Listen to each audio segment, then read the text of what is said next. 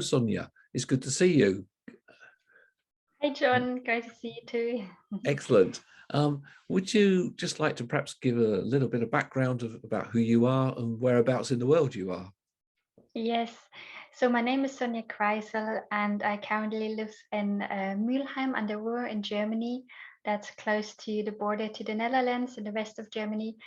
And so I'm an artist and a flag dancer. And I've moved back to Germany about 5 years ago now, and before that I spent lots of time in Scotland and in France and Brazil. So it's not that long ago that I've moved back to Germany, and now I'm here. So you're quite a globetrotter then, in that sense. Yes, yeah. Yeah. That's right. Yeah. So tell me, Sonja, how did you sort of get into doing art in church and outside the church? Because I know you've done several exhibitions. In fact, I think you've even got one on at the moment, haven't you? So, you know, Yes, that's right. how did you get into doing art in the church and then taking it out further? Okay, I think I actually it's only about 4 years ago I started taking my art into church. I think before that I've used it more or less outside the church. So, and it was about 10 years ago now that God started bringing up all the creativity that was inside of me. I had lots of change in my personal life. And when I was little, I always drew horses and our animals and portraits. So that's all I did. And when I left school, I kind of never touched anything with art again until about 15 years later. And then I remembered and thought, oh, why did I ever stop doing something I was doing all the time when I was little? So I joined this prophetic art workshop, and so much passion came out of me. It was like this volcano eruption on a piece of canvas. And then I felt, okay, there's something in there I should pursue. And so I just started all sorts of different medium, just practicing, going with YouTube tutorials, teaching myself. And I've never used acrylics before or many materials. So I was just practicing and learning for many years. Mm-hmm. Yeah. And I started being around lots of creatives, and then my journey went from Scotland to France and then to Germany, where I joined like an artist group as well called Transforming Arts. And then my art mama, I call her, Myra Panko. Many of you might know her. She's an amazing lady, and she kind of encouraged me then to start painting in church. And we've done many exhibitions together, like inside the church, but also outside the church in lots of other places. So I think my main heart is really taking my art outside, but it's also, I love painting during worship and encouraging believers with my art as well. Right. Yeah. Because recently you took it into a clinic, is that right? Yes, that's right. Yeah, with a lot of other artists. Yes. So that was an amazing opportunity. I just finished like a course, my master program with Milan Art Institute, and I created all these pieces of art, and I spoke to God and I said, what am I going to do with them now? And I was wondering where they'll be hanging. Yeah. And literally that day, I had a conversation with God, and a friend of mine, she phoned me. And she said, I've got this exhibition coming up. Somebody asked me to fill this hospital, or it's basically a day clinic with all encouraging pieces of art, and I would like you to be part of it. But we had to paint really specifically for that. So I had to, the next few months, to create lots of new pieces of art, but also some of those that I had. And so that's really like where my heart is as well, having my art hang in places, that bring hope and life and encouragement to others. So that is an amazing opportunity, having that in the hospital. Absolutely. Yeah, absolutely. I mean, it's great opportunities, you say, for people not only to see the art, but to experience it and relate to it as well. Yeah. And it really shifted the atmosphere in the hospital. You could see how there was suddenly life, bringing joy coming from the walls, and even the doctors, they loved it, and the people working there, it really transformed their working place for them. And also the patients, they can just sit there and forget the illness for a while and can just be absorbed by the painting. So because they enjoy the paintings. Yes. Yes. They were very much of hope, weren't they? And and Yes, bringing yeah, that hope back to yeah, people. Yeah, yeah. that's good. That's good. That you said that you had a particular painting you'd like to share. So would you like to just talk about that?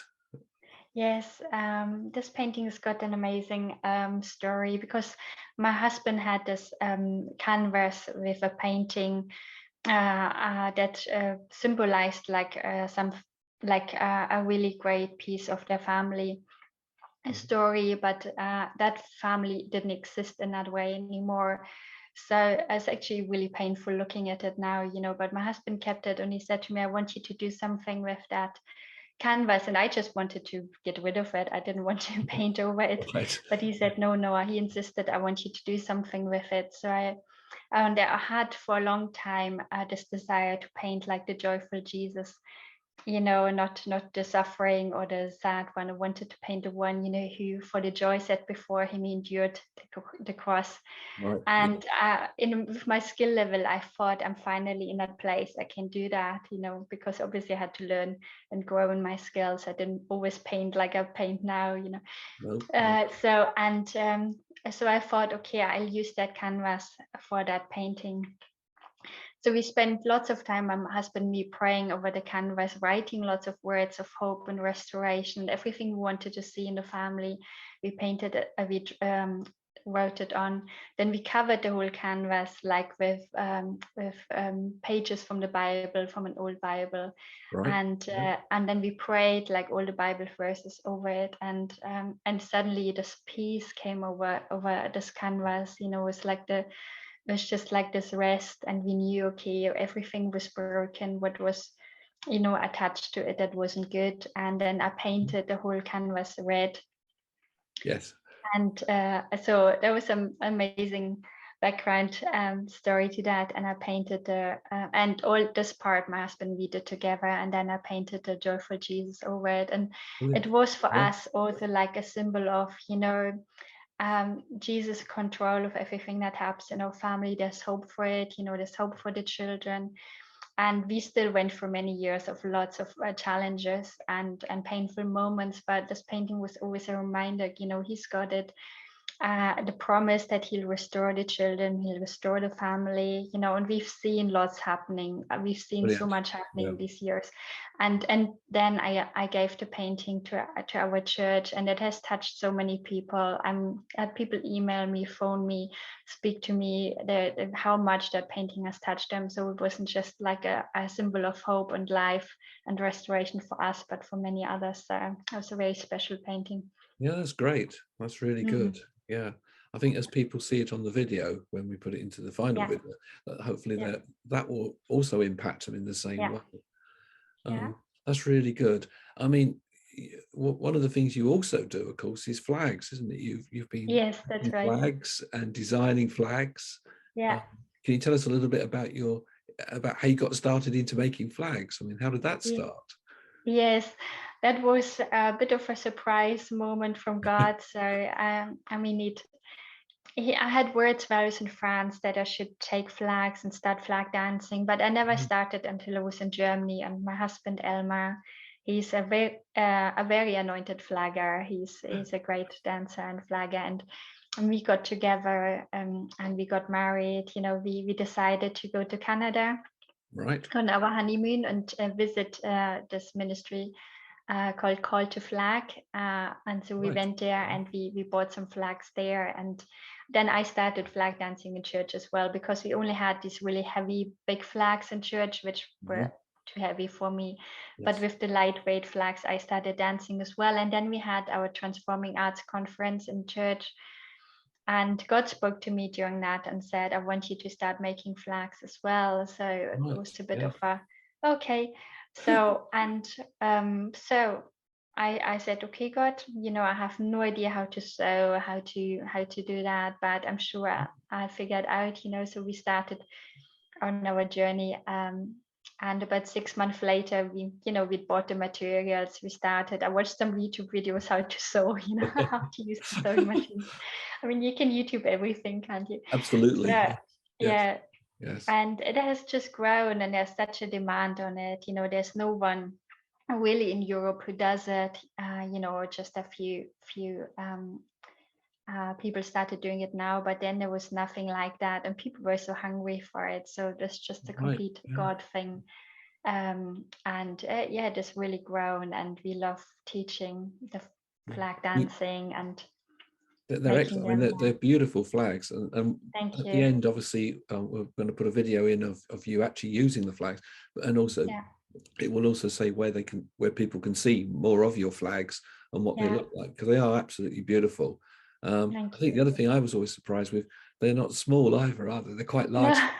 You know, you don't go for small flags, you go for big flags, which is no. brilliant. Yeah, they really are good.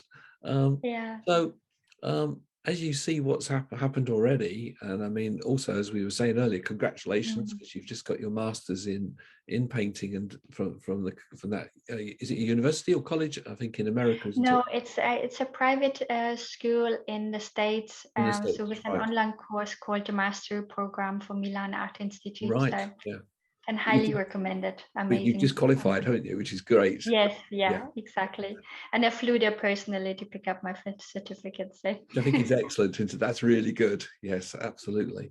But yeah. therefore, having got, as you say, where you are now, and you're improving your skill levels and doing things, uh, do you have any idea what you think God is saying next? What is the next part of the journey? Yeah, definitely. I think my heart is so for the creatives, to have a place where they can be creative and play and encounter God. So our plan is really in the long term to have a center Right. for the prophetic arts where people can come and meet, encounter God, learn and grow in their skills, and yeah, and make a difference with their art, whether it's painting or dancing or pottery or any sort of Wow. creative Yeah. form. Yeah. Great. Well, thank you Yeah. so much for talking to me this afternoon. And I just it's really been really enjoyable. And I hope people, as they listen to this, will really be inspired to to carry on in their creative ways and do things in a creative way as well, and be seeking what God wants for them in their next part of their journey. So thank you again, Sonja. Oh, you're welcome. Thank you for having me, John. Thank you.